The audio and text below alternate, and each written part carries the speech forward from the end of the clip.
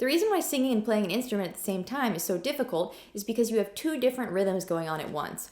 Your voice, which is usually singing the melody, has its own unique rhythm, and then your hand, which is maybe strumming or doing a picking pattern or playing the piano or something like that, it's doing its own separate rhythm. So you have these two different rhythms going on at once, and that is what makes it so hard. I'm going to show you what I believe is the best way to figure out how to sing and play at the same time.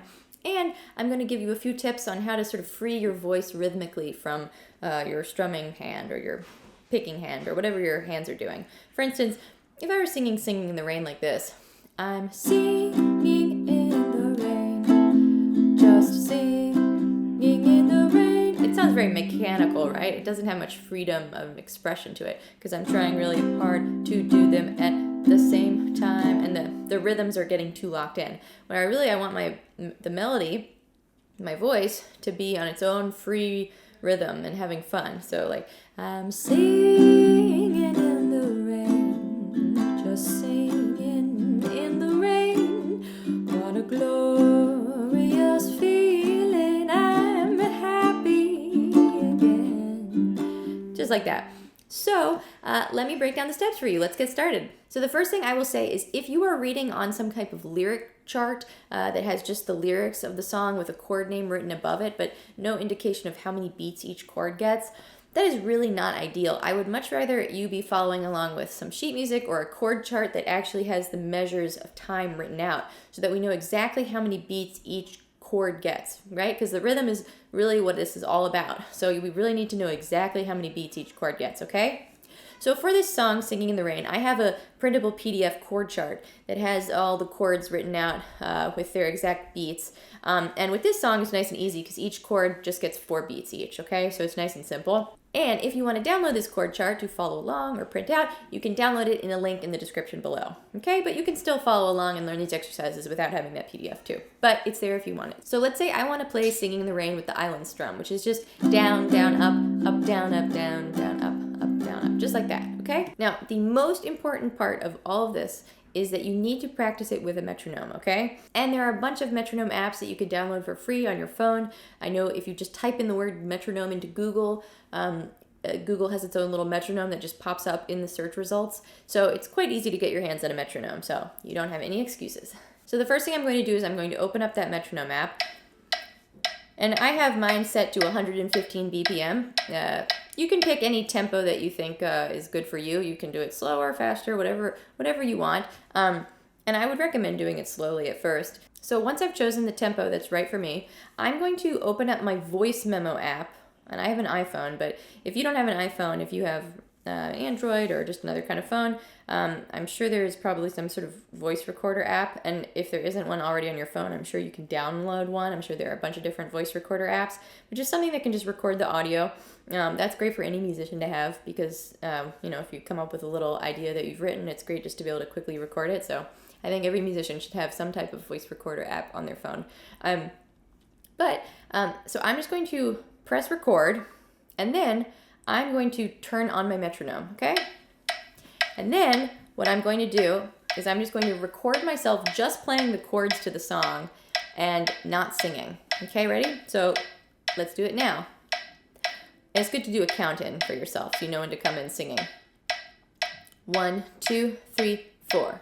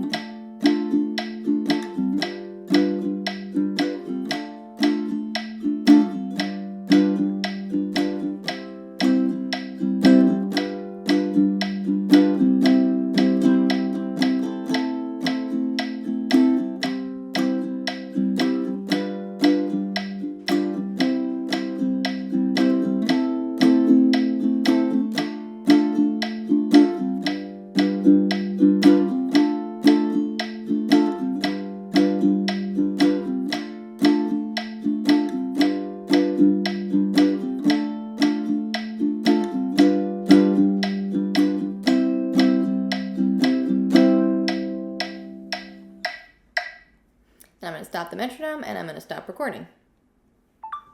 Then what I'm going to do is I'm actually going to play back that recording of myself that has both my strumming and the metronome recorded into the audio, okay? And I'm going to first just try muting my strings, okay? And to mute your strings, you just take your left hand and you very lightly place your fingers across those 4 strings, and so you get this muted sound. And if you hear some notes ringing out, it means you're putting too much pressure in that left hand. So you want to be as light as possible, just touching them enough to stop them from vibrating. So just keep your hand super relaxed so you get that nice muted sound, okay? And what I'm going to do is I'm going to strum along with myself in the recording, but not worrying about the chord changes, okay? And what I'm going to first try doing is I'm going to first just try talking the words along with the chords, okay? And you could try just humming the melody. I'll show you. So like this. 1, 2, 3, 4. I'm singing in the rain, just singing in the rain. What a glorious feeling. I'm happy again. Then I could try just humming it.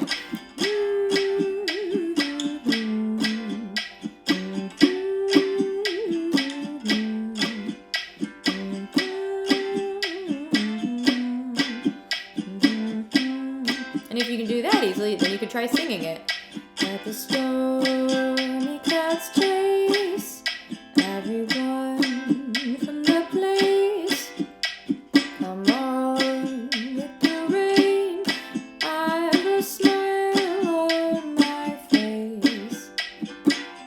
Cool. So then, and you know, maybe if that last step was a little too difficult, like actually singing the melody while playing it, well, just muted strum it, maybe just skip that and come back to that later, and then just skip ahead to this step, which is to start playing the chords, but then just talking or humming. So like this, let me show you.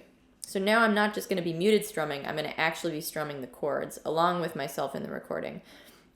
And so while I'm doing that, I'm going to really be listening to, while I'm strumming the chords along with myself, I'm going to really be listening to how the words fit in with the rhythm, okay? So we're really paying attention to how these two things interact, okay? 1, 2, 3, 4. I'm singing in the rain, just singing in the rain. What a glorious feeling. I'm happy again. And then you could try just humming.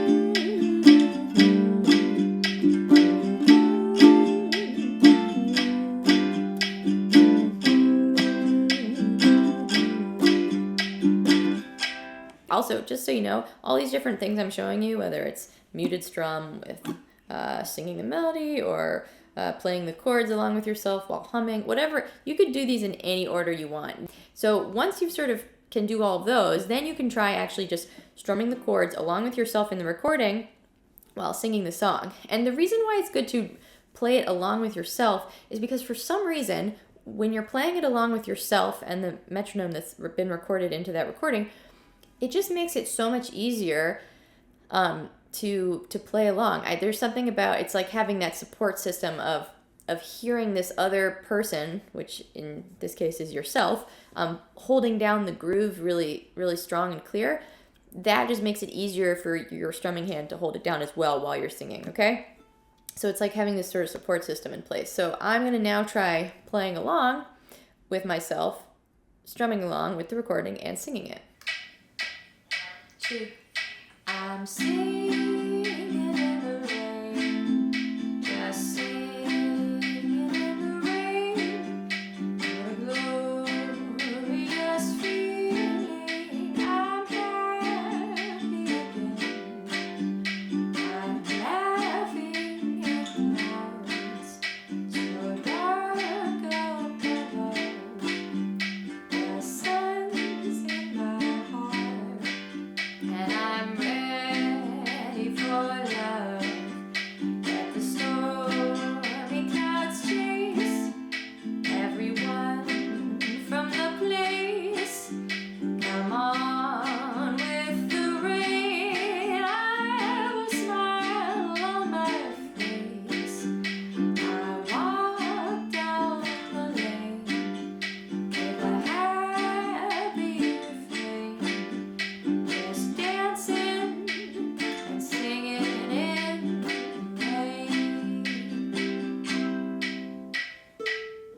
And that is it.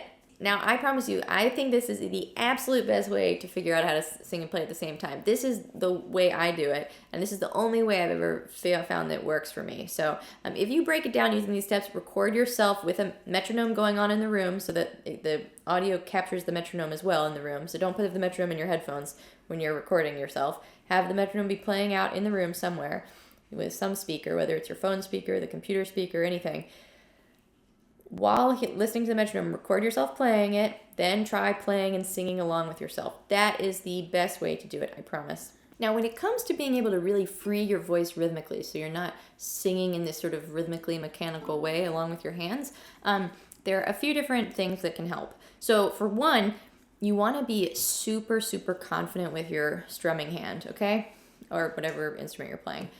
You want that to be sort of on autopilot, and that's by practicing with a metronome so that it's just super locked in so you can do it basically without thinking about it. That is how you want your hand to be, the strumming hand, so that the rhythm is just so easily locked in, okay? So that you can really focus on your voice, because whenever you're singing and playing at the same time, you really want your main focus mentally to be on your voice, because that's the main thing that people are listening to. When you're singing and playing at the same time, people just naturally listen to the voice more. So that's sort of like the feature instrument. So you want to really give most of your expression to your voice. You want that to be your energy and focus.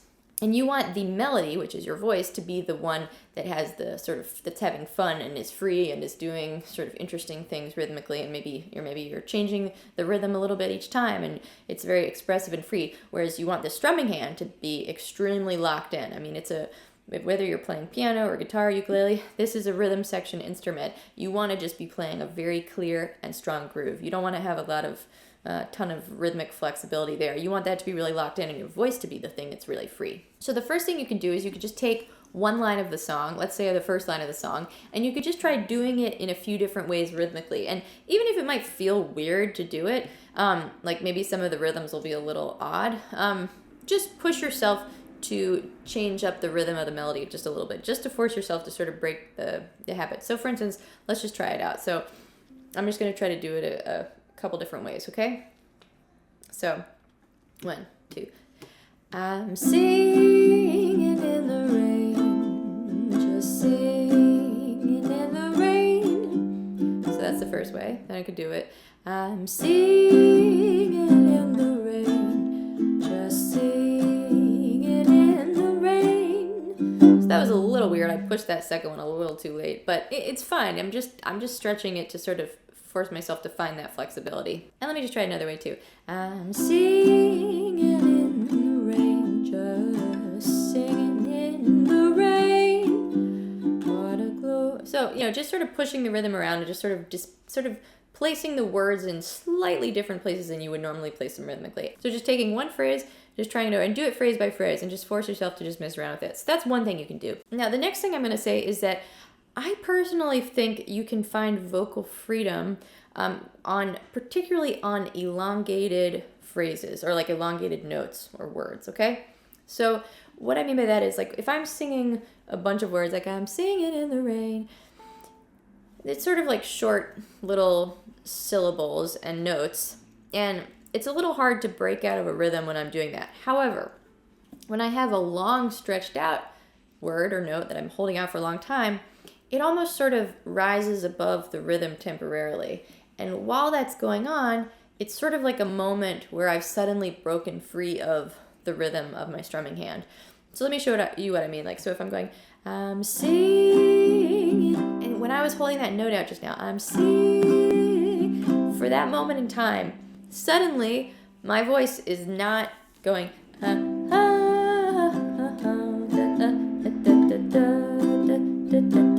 right? I'm not just singing along with the strumming hand rhythmically. I am coasting on this one note, so I'm doing my own free thing while my hand is still strumming.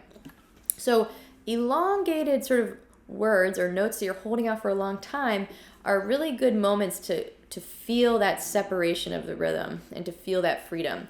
And one thing you can do is you could just try holding out some notes a little longer than you might normally hold them out. So like I just had done earlier, sort of like, I'm singing in the rain, just singing in the rain. When I held out out that note a little bit longer, it sort of gave me wings to just sort of float above the rhythm for a little bit. So I think when you hold out those notes, and a lot of songs have notes that are it's already written into the melody that you hold out a certain word for a long moment. That's very common in songs. Take those moments as presents and use them.